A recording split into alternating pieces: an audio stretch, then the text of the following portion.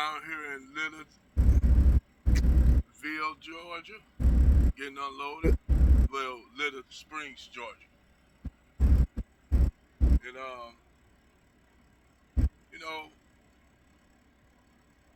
know, it's something I want to talk about.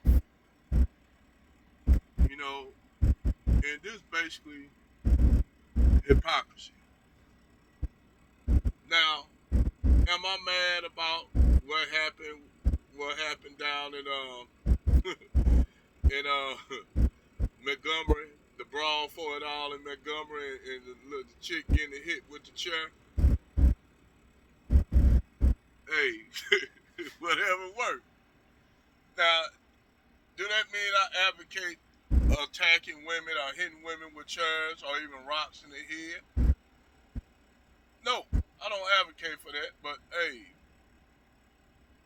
shit happens when people get out when people get highly emotional.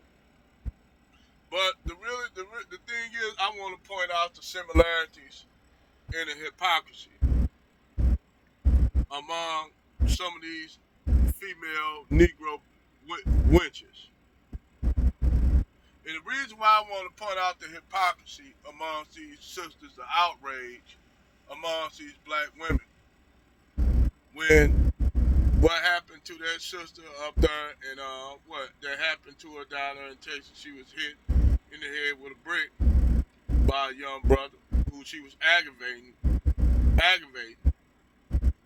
and you know the guy hit in the head with a brick because she was aggravating. Pretty much what happened down there and fucking down in Chicago with the guy that got killed, shot by the lady's son who had an illegal firearm that was not registered, used by a minor. Now the mama should have been locked up, but they didn't lock her up. Nah, they let her go because, like I said, as long as it's a black male getting killed, nobody gives a fuck. Even if that wasn't the cause from him getting killed, wasn't no charges pressed against her. Wasn't no charges pressed. No charges at all was pressed. But this shows you that the discontempt they have if you get killed, and they use the excuse of, oh, he had a record and this dude does that, and he, so what? Was he breaking any laws right now other than he punched the lady in the face for aggravating him and getting up in his face? Yeah, he was wrong for that, but does that warrant him from getting killed? Everybody was all like, "Oh yeah, they should have. Yeah, I would have did that. Oh shit, that what happened." So nigga, let me tell you, let me get this straight. You get into an argument with a chick the same way, and the chick get in your face, and they get to the point where they smack you, or get in your face, spitting all in your face, talking shit, and then that woman gets so strong now due to that situation where they feel they can do whatever they want to you. And then you do something because you hit her ass back because she hit you. Because, hey, I feel like this. Your ass big and bad to hit a motherfucker. You big and bad enough to take a goddamn lick. I don't give a fuck what nobody say. So, let's look at that situation. And I'm gonna get to this. The brawl for it all in Montgomery at the dock. And the shit that happened down there in Texas with the girl getting hit in the head with the brick. And I'm gonna show you the similarities in the blatant hypocrisy of the black woman and the American Negro in general. The blatant fucking hypocrisy. And y'all up here talking about white supremacy. Y'all need to give white supremacy a break. Y'all the biggest problems to black people, really. Niggas are. But let me go ahead and do this. Okay, was that warranted for that man getting shot and killed by this kid who was underage with a gun, an illegal firearm that was not registered, shot by a minor who was 14? Was that warranted? Why was no charges brung up on the mother? Because you know why? The way they concerned, the way they said, as long as it was a black male getting killed, nobody didn't give a fuck. And that could have been anybody. He didn't have to be no criminal. He could have been just a guy arguing with a woman getting all in his face. Dude had a hard day at work. Woman getting in his face. He trying to get his food. He told the lady to leave him alone, mind his business. Nobody didn't say shit about that. Nobody. Because y'all think that these bitches should be able to get in your face and say what the fuck they want to say. That's bullshit. But I digress. See, the thing is, they feel that a lot of y'all chicks should be able to do whatever the fuck y'all want to do, particularly black women. They should be able to do whatever the fuck they want to, get in your face, holler in your face, spit in your face, do whatever. That's all okay.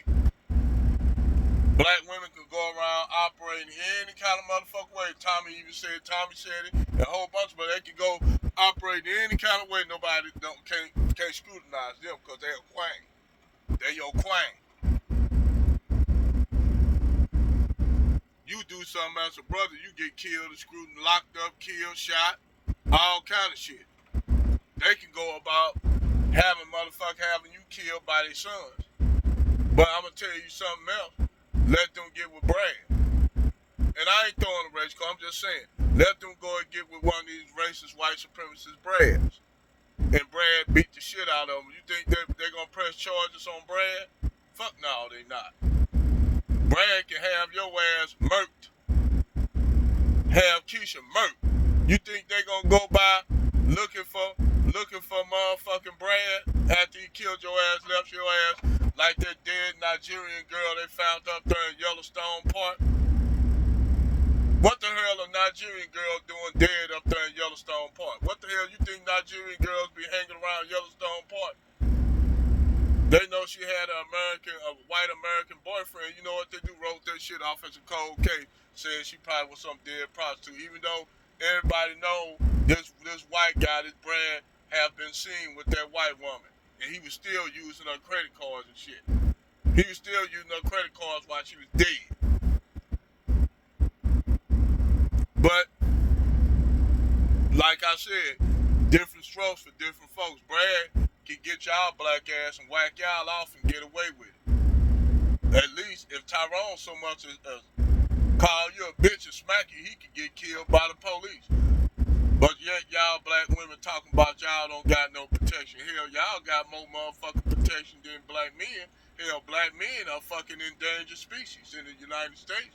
Shit, we can get killed by our own women, our own children. The police department, white women can stab us up. We could get killed by the security guard for just merely stopping the assault of another woman. You can get killed like I'm talking about the dude in Colorado.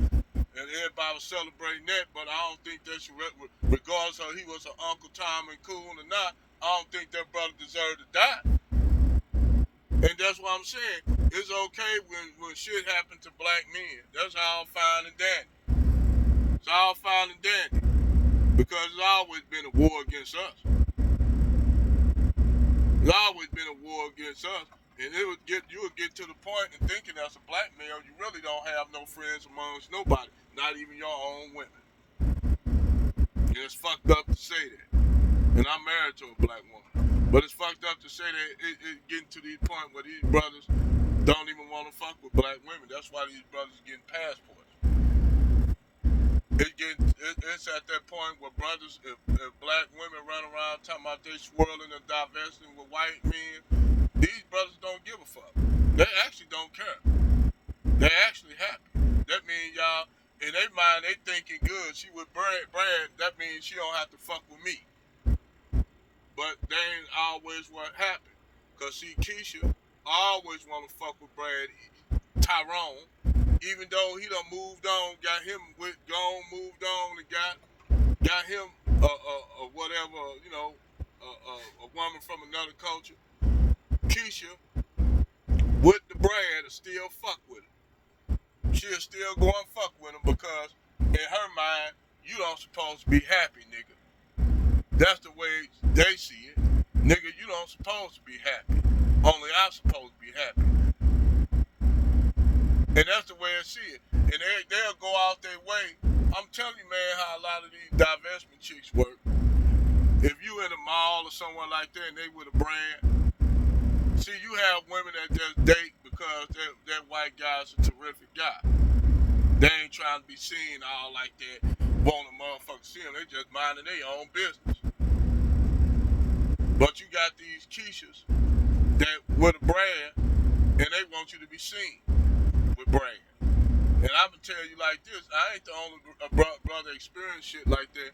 Where you see a Keisha with her brand, and she basically try to show him off, talk to him all kind of sassy, not sassy, but ooh, look at this baby, ooh, look at this, ooh, look at that. And then the white boyfriend acting, why you acting all like this and shit? Why you acting funny style? And I seen a white dude told his black chick that was trying to show off him and acting all loving and crazy. Like, damn, you don't act like this every day. And I started laughing, and she had a mother, man. You should have seen how if she had her eyes with guns, man, her eyes, I would have been shot up the way she looked at me, and I was like, you know, I did just like that. And she could, if you could have seen her eyes the way she looked at me, man, boy, if her eyes were cocked and they were rifles, man, my ass would be blown away. I'd be laying there on the ground talking about, someone please call 911. Real deal. That chick eyes damn near shot my ass up when I laughed like that. When that white dude says, hey, are you acting all like this? You don't act like this all the time. I'm like, and she just shot my ass up, boy, I'll tell you. Because she wasn't used to that dude, but you didn't see her go and got mad at him and checked him and said, I'm trying to do. You didn't see none of that kind of behavior because she's not going to have that, show that behavior on how she really is with Brand. She'll do all the slave play, talk to Brand, all nice and shit, but eventually what happened is she can't she can't hold back that I'm gonna be honest, that nigga bitch. She can't hold that nigga bitch back because the nigga bitch gonna eventually come out.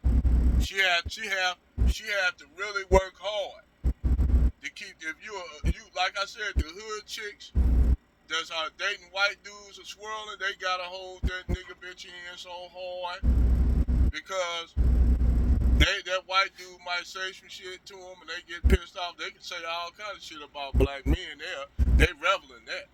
But let them say something about black women or say some shit that black women do that annoys them.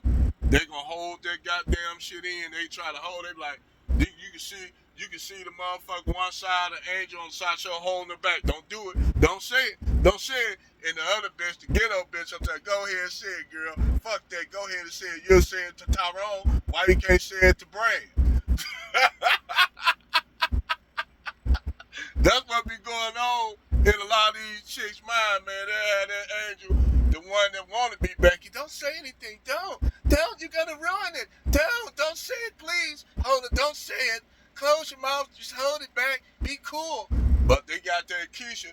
Bitch, shut up. Let her say what the fuck she want to say, bitch. Stop holding her back. She'll say it to Tyrone and Pookie and Ray Ray them if they said something with a heartbeat. Fuck that. So she suppressed Keisha. But for how long? Before Keisha knocked that Keisha out. Keisha gonna eventually knock Keisha out for trying to hold her back. And Keisha gonna come out and gonna be belligerent. Before you know it, Keisha gonna change on Brand. And Brand gonna, wait a minute, I don't recognize her, man. She sound like the damn lady down at the DMV that was giving me a hard time. She sound like that bitch, that nigger bitch at the DMV that was giving me a hard time. That Keisha down there at the DMV who gave me a hard time, who wasn't kissing my ass because I was white. Because you do got some black women that don't kiss white men ass. They don't give a. You got some black women out here that can't stand white men just as much. You got some brothers out here that can't stand white men. I don't hate nobody, but I will tell you about your damn self, and I will tell the truth about yourself. So when I tell you some shit, it's the only factual evidence. So anyway, like I said, man, they try to hold. You can only hold that back. Keisha can only hold that back for so long. See, brothers, we don't do that shit. Black men don't do that shit. If you're a dude, you got brothers that come from the hood, but them brothers actually don't want to be in the hood. Like I'll tell you, you got brothers that's from the hood, but they come from a structure. They have a father and a mother. See, everybody in the hood not really hood. This the whole damn thing. Everybody think because you live in the ghetto that somehow you gonna be hood. That's not true. That's not true. A lot of that shit you pick up with your hood buddies. Like me, I had brothers. I know my brother. He was heavily involved in the street to the point so when my dad kicked his ass out because he didn't want him to influence me. So my dad kicked my oldest brother out, and my brother never came back home. He been out there and doing this shit for the longest. You know, when my dad passed, him and my dad, they finally started talking. What before my dad passed away, cause he haven't seen my brother in years, and my brother lived in the same city. It's real shit. My dad and my older brother never talked because my dad told her, motherfucker, I'll kill you, get out of my house. My brother, they said, don't take shit with him. So my brother was, 18, couldn't take nothing with him. So my brother got his shit together and built himself up from the ground up, from the mud. He was out there hustling drugs, but he built himself up. And my dad, and I used to hang with him, my dad didn't want me to hang with my brother. He didn't want me to hang with him because my brother was out there involved in the streets. And he said, I didn't want you to follow the same footsteps that he did. So we'll have a death in the family. And my brother will come to the funeral, but he'll never say nothing to my dad. He'll come give my mom a hug, kiss my mom, talk to me and my two sisters, but he'll look at my dad and just walk away. And one time, when my dad was real sick, and shit, because my dad was real stubborn at that time. So my dad, he wanted to make his peace before he go. And he told, my brother, hey, I want to talk with you. I know it's off subject. Told my brother, look, I need to talk to you, son. And my dad and my brother talked for a long time. And then one thing I seen that touched my heart is when my brother and my dad hugged and my brother was crying. And my brother, from that day forward, my brother spent much time with my dad. He said, I'm trying to make up for lost time. So we all went fishing on my dad's pontoon boat. And we lived in the hood, but we didn't live, people think because you live in the hood, you gotta live hood. It's not true. Just because you from the hood, that don't mean you gotta live like you're a straight up thug ass nigga and shit. I wasn't raised like that. I stayed, my dad, we lived in a 4-bedroom house. Manicured, my dad kept the grass cut, all that shit. House still, we still got the house right now in my family. Shit, I own it. It's my house because both my sisters married. They live out of town.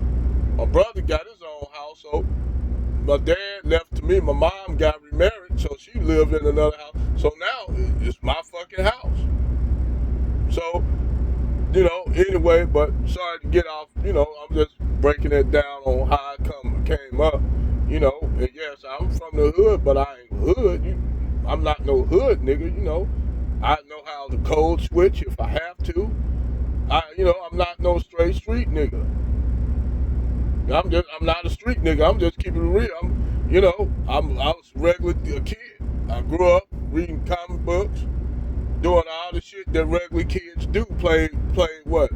Baseball, collect baseball cards. Had white friends, Hispanic friends.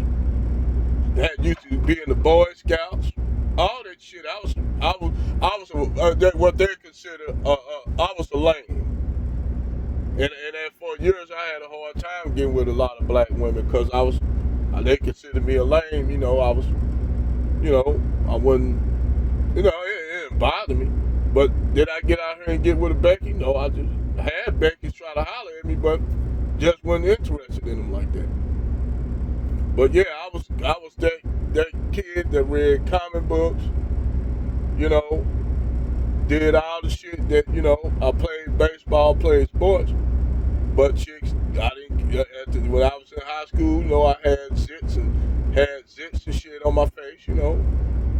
Grew out of that when I got to hit puberty in what, 17. But, I mean, shit, I wasn't no fucking ladies, I wasn't no ladies man at first. I just grew up, got bigger, and then the older I got, when the women I went to school with started noticing me.